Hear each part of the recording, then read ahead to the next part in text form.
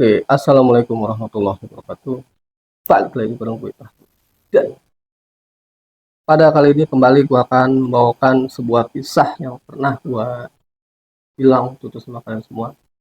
Bahwa di tahun 2025 ini, Baper TV akan menghadirkan sebuah kisah urban legend, yaitu tentang eh, ini urban legend horor yang memang terjadi di salah satu di kota ataupun di desa yang berada di seluruh Indonesia.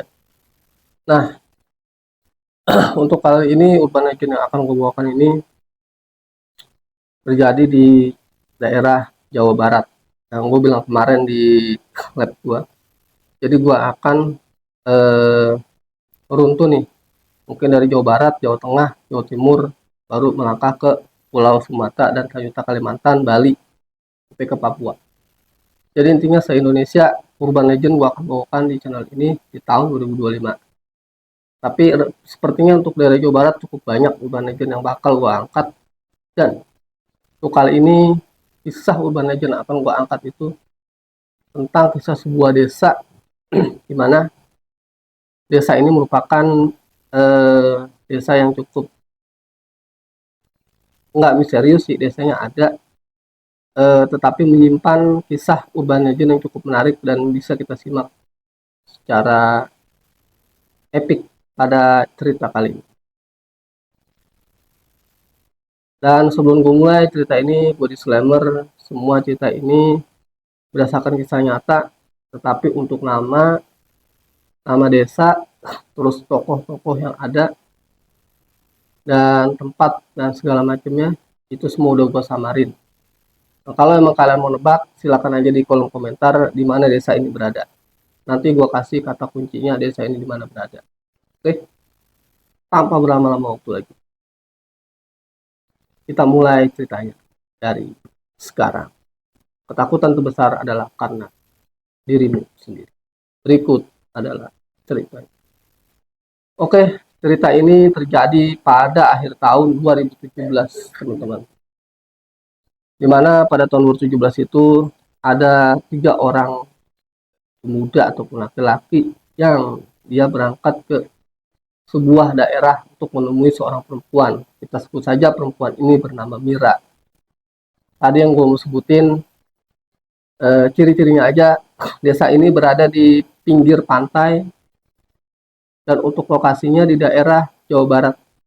Kalau kalian tahu ataupun kalian mau nebak-nebak di mana desa ini berada, silakan isi di kolom komentar. Oke, kita lanjut. Tahun 2017, akhir 2017, 3 orang pemuda berangkat dari kota, dari Jakarta menuju ke sebuah desa, mungkin desa X aja kita sebut ya, dimana dia ingin bertemu dengan seorang perempuan, sebut saja namanya Mira, dimana Mira ini merupakan sahabat lama dari salah satu tiga pemuda ini. Sebut saja salah satu pemuda itu bernama Doni, yang kedua adalah Dono, dan yang ketiga adalah Dodi, biar lebih gampang. Nah, salah satunya si Doni ya yang ikut. Nah, si Doni ini diajak sama saudaranya si Mira atau tantenya, sebut saja Tante Mirna istilahnya namanya. Nah, Tante Mirna ini ngajak si Dodi dan 2 rekannya ini ke sebuah pasar, teman-teman, untuk membeli lampu rumah. Nah, mereka nggak ngerti nih maksudnya apa mereka diajak ke pasar untuk membeli lampu. Akhirnya mereka ikut tuh ke pasar. Nah, tibalah di pasar, singkat cerita, di situ mereka dilihat-lihat lampu tuh. Istilahnya coba kasih masukan mana yang bagus, yang ini. Cuma karena emang lampu ini buat rumah, jadi ternyata emang ya lampu yang biasa, lampu standar rumah gitu. Dan infonya, salah satu rumah yang akan ditempati oleh 3 pemuda ini, itu rumahnya cuma ada 2 lampu, yaitu di depan sama di bagian belakang. Jadi bagian tengah dan beberapa kamar itu benar-benar nggak ada lampunya, alias gelap. Makanya tujuan mereka untuk beli lampu itu untuk menerangi beberapa ruangan ada di rumah tersebut. Terus sesampainya mereka, tentunya mereka beristirahat karena lelah perjalanan cukup panjang dari Jakarta sampai di desa tersebut. Nah, di desa tersebut, di daerah yang tempat mereka datang itu sama sekali nggak ada sinyal, teman-teman. Jadi handphone ketika dibuka tuh nggak ada sinyal, alias ya no signal lah, gitu. Kayak kita berada di sebuah pegunungan ataupun di gunung, pasti agak sulit, bahkan nggak ada sinyal yang gue pernah alamin ya. Kayak gue ke gunung itu sinyal tuh emang nggak ada, kosong sama sekali. Nah, mereka beristirahat nih bertiga. Nah, si Doni ketika dia tidur itu sekitar jam 9 atau jam 10. Tidurlah mereka jam 10 atau jam 9. Ya, karena capek kan. Tiba-tiba nih si Doni menusin jam 2 atau 3 malam. Itu dia ngedenger ada suara orang lagi nyapu. Lagi nyapu halaman lah ibaratnya. Akhirnya karena si Doni ini penasaran kan, suara ada orang nyapu ya. Saya bisa bayangin nggak jam 3 pagi atau jam 2 ada orang nyapu. Kan nggak masuk akal, kecuali jam 7 atau jam 6 masih mungkin. Ini jam 2 atau jam 3 ada seorang nyapu. Nah, si Doni bangun tuh tidurnya. Dia sempat ngintip di jendela, dia buka pintu, dan ternyata dia melihat sosok nenek-nenek yang udah membungkuk sambil megang sapu di depan rumah. Rambutnya panjang, putih, campur hitam, dan menggunakan pakaian kayak pakaian nenek-nenek zaman dulu, masih kayak kebaya ya, kebaya sama kain-kain soket lah. Itu mungkin sambil nyapu, tapi dia membelakangi posisi. Jadi dia nggak bisa ngeliat wajahnya, cuma. Dan di saat itulah si Doni benar-benar takutnya nggak kepala, karena nggak nyangka gitu bisa ada sih. Lagi pula kan nggak logis juga gitu, nenek-nenek nyapu jam 2 atau jam 3. Ya pasti pada istirahat dong, apalagi usia lanjut ya. Kalaupun bangun juga pasti nggak mungkin dia yang pupus. Nah, sempat yang perhatikan tuh si Doni, sosok si nenek-nenek. Karena si nenek-nenek itu juga agak serem dilihatnya. Dan si Doni yakin itu tuh emang makhluk astral, goib, kenapa. Tapi anehnya dia bisa ngedenger suara sapi. Beberapa orang atau teman itu tidur pulas, cuma dia doang tuh, karena dia nekat. Tapi dia nggak berani keluar nih, cuma ngintip jendela, memastikan bahwa itu ada orang yang sedang nyapu. Ternyata bener ada, tapi ya tadi sosok itu goib lah istilahnya. Itu merindingnya wah luar biasa dari ujung kaki sampai ujung kepala tuh si Doni. Akhirnya karena dia takut, ditutup loring jendela, dia langsung balik ke kamar, tutup pas selimut, langsung tidur lagi. Dia nggak cerita tuh. Nah, besok paginya dia cerita sama temennya, jadi gue semalam itu denger ada orang nyapu jam 2, jam 3 gue menusin. Gue bangun, gue merayap, gue ngintip dari jendela.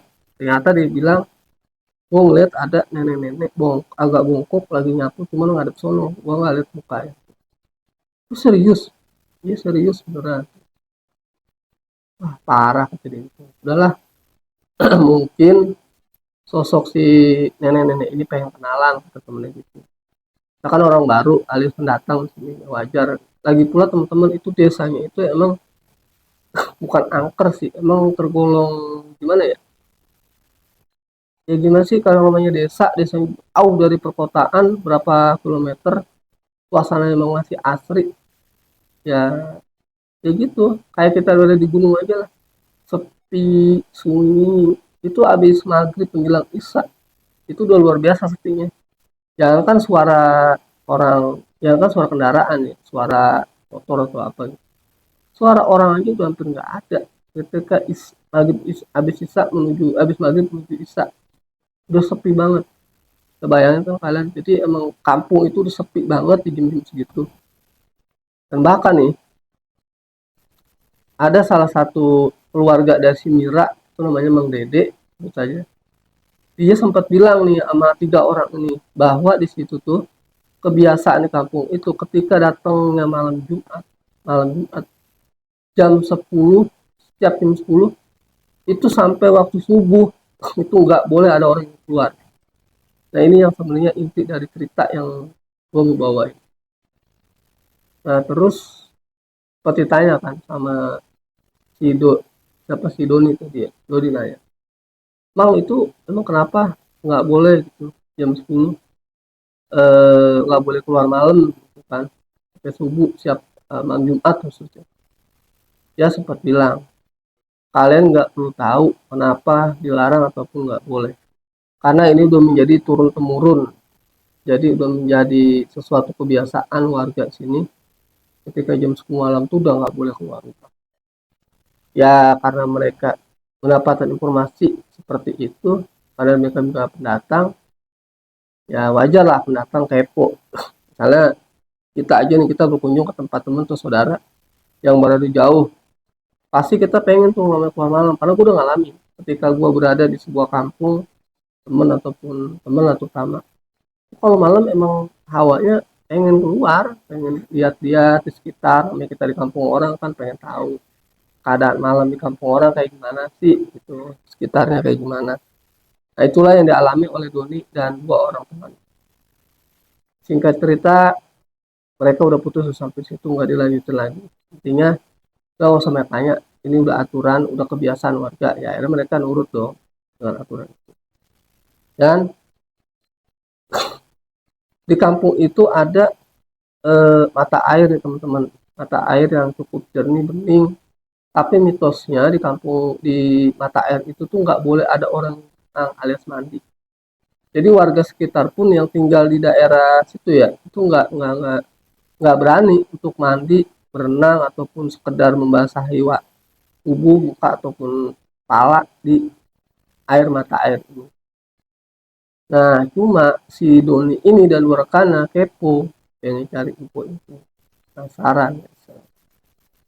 Akhirnya dia sempat dilarang tuh sama si Bang Dede yang tadi saudara isi Mira. Nanti kalian kalau di sini kalau mau kemana-mana bilang ke saya izin, nggak usah nyelonong aja. Dia bilang iya Mang. Dia bilang juga di sini itu ada mata air yang orang kampung sini juga nggak berani buat mandi ataupun sekedar cuci muka di air itu karena ada pantangannya atau ada mitos yang cukup berkembang di desa itu. Nggak tahu kenapa ya, apa karena emang situ banyak astral lembut goib, khawatir nanti ditarik sama makhluk goib yang ada si penunggu dari air mata air. Nah ketika itu mereka penasaran dong, artinya kok bisa sih, apa iya apa mungkin itu pasti kan kalau orang dari kota ke desa tuh rasa penasaran tinggi. Nah apa sepengetahuan Bang Dede, mereka pergi nih ke eh, mata air itu siang-siang. Nah, di dalam perjalanannya dia ketemu sama sosok wanita atau perempuan paruh baya, si gadis itu ya. Itu menggunakan baju putih, kaos kaos apa sih? Kaos oblong putih sama rok berwarna coklat, coklat-coklatan hitam. Rambutnya panjang. Nah, ketika ketemu, dia nanya nih si Doni sama temennya. Nuhun katanya. Saya mau ke mata air itu di mana ya kira-kira lokasinya? Diunjukin tuh sama dia, di handap Kang, di bawah. Sorry kalau ada salah beri. Oke nuhun teh, terima kasih. Jalan tuh dia ke bawah. Nah di bawah dia ngelihat ada satu orang perempuan yang sedang mandi. Padahal tadi ceritanya kan nggak boleh tuh, nggak boleh ada orang mandi di mata air itu. Jadi bingung nih, siapa ya perempuan? Aku berani itu. Padahal Mang Dede bilang orang kampung ini aja nggak berani gitu mandi. Nah akhirnya dia ngeliatin karena emang dia juga takut ya, itu pantangan itu nggak boleh dilanggar. Karena emang mitosnya ya cukup kuat teman-teman tuh di desa itu. Jadi emang benar-benar dia tuh harus patuh gitu, harus nurut. Nggak bedanya kita lah kalau kita berada di kampung orang ya kita ikuti aturan kampung itu kan gitu. Cuma sekarang kan yang namanya kita dari kota, pasti ada rasa penasaran, pengen tahu lah, pengen inilah, kepo lah, biasa itu. Suku juga kadang, cuman ya masih ada batas-batasannya. Kalau emang membahayakan diri kita, ya kita jangan lakuin gitu aja. Nah, ketika itu dia ngeliat tuh si perempuan lagi mandi lah, lagi ini. Nah, tiga orang ini kan pengen nih, karena emang airnya tuh bening banget, airnya jernih dan dingin, hawanya, suasana tuh sejuk banget. Jadi seolah-olah kayak gitu tuh, kayak ketarik gitu, ada magnet yang gue pengen mandi nih, gue pengen cobain air kayak gimana. Cuma si Doni dan tiga rekannya ini karena udah dilarang tadi, pantangan nggak boleh mandi di situ, ya mereka patuh dong, mereka ikut sama aturan itu. Udah tuh, apa sudah, dia cuma ngeliat keindahan muara itu, dia ngomong tuh sama si cewek yang gimana, eh maaf, saya duluan ya, gitu. Jawab tuh dia, tapi kalau salah nggak jawab, cuma senyum aja gitu. Nah, naik tuh dia ke atas, tet tet tet ke atas, tibalah dia sampai di rumah, karena kan dia namanya dia ke air ya, walaupun di kamar tentunya ada percikan namanya air terjunan, kita tuh suka kecipratan air tuh dari atas, walaupun kamar pasti kita basah. Nah, dia nggak sengaja ketemu sama Mang Dede. Mang Dede nanya, kalian dari mana, kok basah-basahan gitu kan. Nah, karena udah kepergok air sih, Doni cerita, Mang katanya, saya minta maaf, kami minta maaf, kami bisa dari bawah tuh, dari mata air gitu. Tadinya mau mandi, cuma karena ada pantangan di kampung ini, ya kita nggak jadi, cuma niat. Nah, si Mang Dede ini sempet kayak kecewa lah, sempet dia ngomong nih, kan udah dibilang kalau mau kemana-mana di sini itu bilang sama saya, dan saya udah bilang kalian nggak boleh ke mata air itu, nanti berbahaya itu. Karena kepercayaan atau mitos di kampung atau di desa ini itu nggak boleh ada orang mandi di situ. Itu dia bilang kan, tapi dia cerita nih, Mang tadi saya ketemu perempuan katanya, ceritain tuh cirinya muka ini putih begini ini. Nah, ternyata Mang Dede kenal sama sosok perempuan itu. Dia ceritain, siapa si ini, oh itu masih ini gitu, sebut saja Ani, contoh ya, nama kita sama kan, sebut aja si Ani nama perempuan. Oh itu masih Ani. Ya, si Doni nanya, serius ketemu sama si Ani di tadi? Iya, kita diunjukin Mang pas mau kayak terjun. Nah, diceritain tuh sama si mama, kamu tak kalian tahu nggak si Ani siapa? Nggak tahu. Si Ani itu udah meninggal beberapa minggu yang lalu. Wah, kaget tuh si Doni. Serius Mang? Beneran? Iya beneran. Ciri-cirinya persis sama yang kalian sebutkan. Dia itu meninggal katanya digigit ular kobra, tapi jenazahnya ditemukan setelah 3 hari baru diketemukan sama warga. Langsung tuh si Doni sama temennya langsung lemes kecet. Ternyata dia ketemu sama sosok Ani yang nunjukin dia ke air, mata air tadi.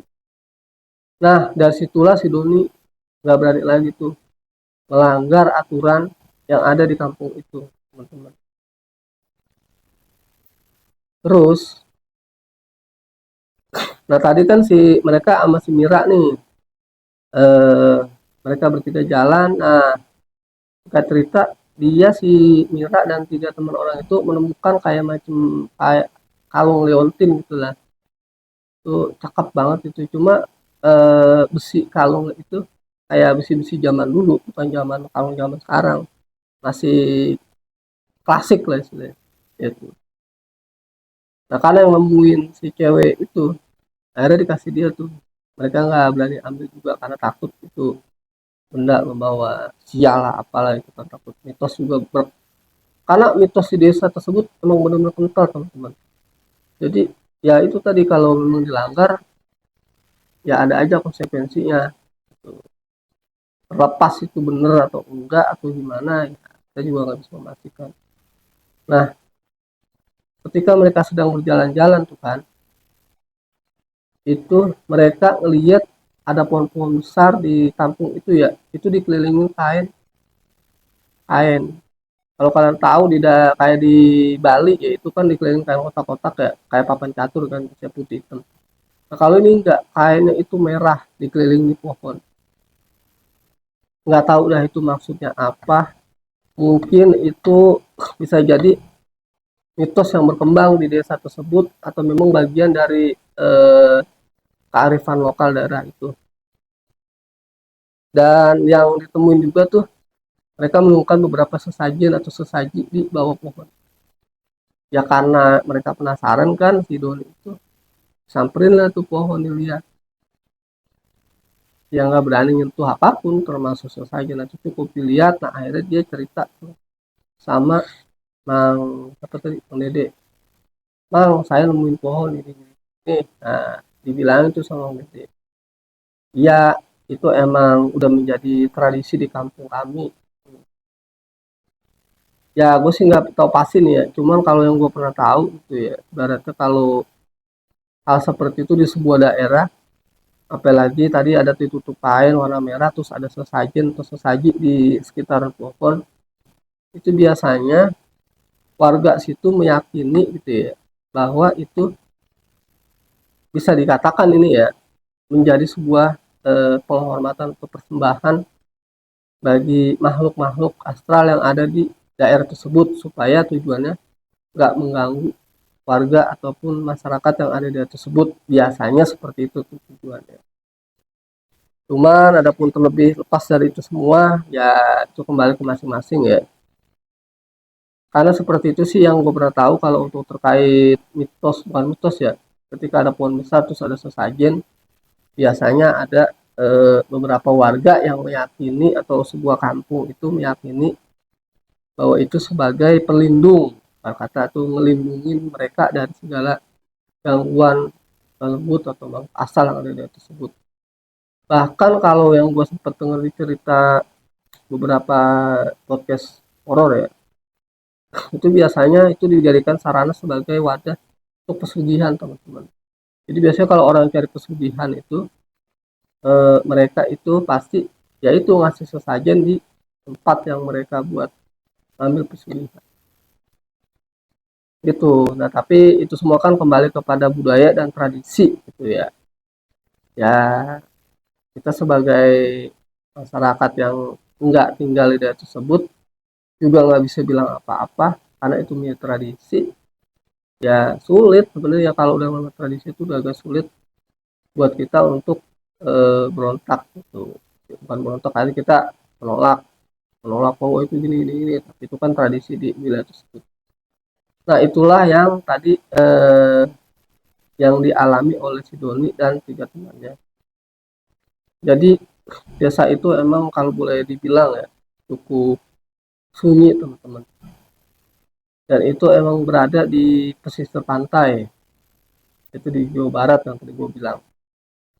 Gue nggak tahu lah dan gue nggak bisa nyebutin juga dan yang gue dengar juga ceritanya itu emang dia juga nggak nyebutin desa yang disebutin tadi dan ada kejadian aneh lagi nih.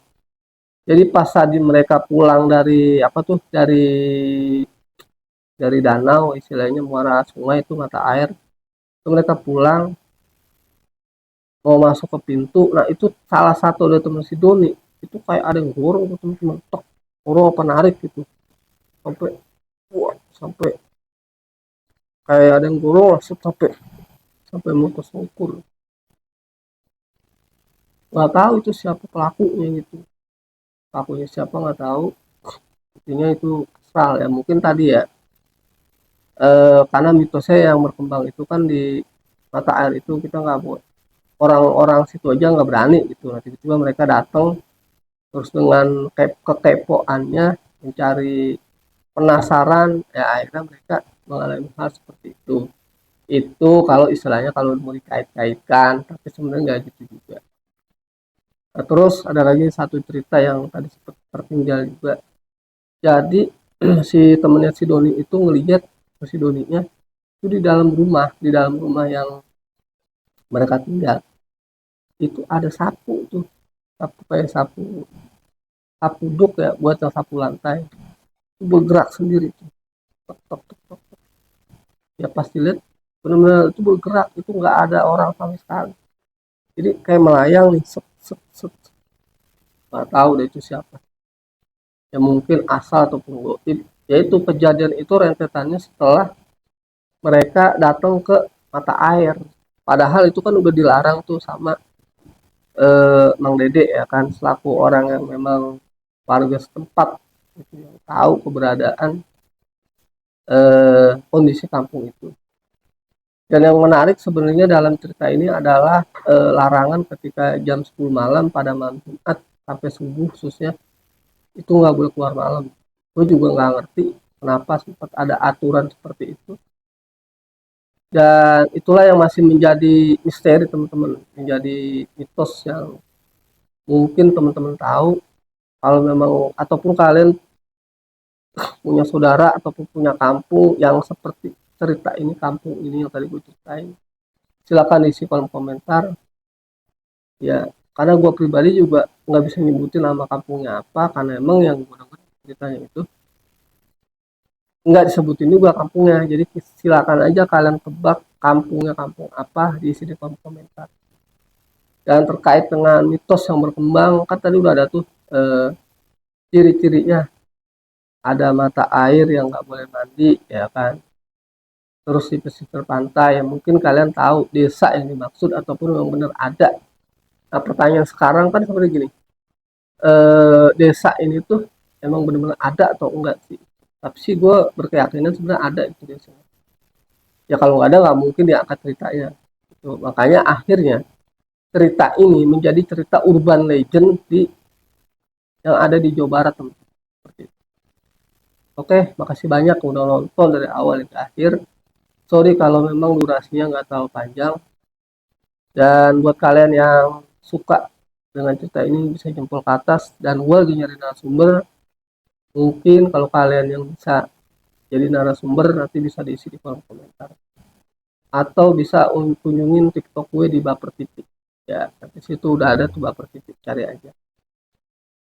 Dan buat kalian yang baru berkunjung di Baper TV, mohon support dan bantuan dengan cara subscribe, like, share, dan komen sebanyak-banyaknya. Karena cerita ini menarik nih. Cerita ini tidak disebutkan nama desa dan lokasinya. Jadi tentunya kalian penasaran, silakan di komen sebanyak-banyaknya untuk berinteraksi. Sebenarnya di mana sih gitu? Karena gue juga penasaran. Desa ini di mana gitu? Apa di sini? Apa di sana? Apa di sono? Oke, makasih banyak itu aja dari gue. Kita bertemu kepada cerita urban legend horror. Akhir kata gue apa dari kota. Salam legend, salam bos. Assalamualaikum warahmatullahi wabarakatuh.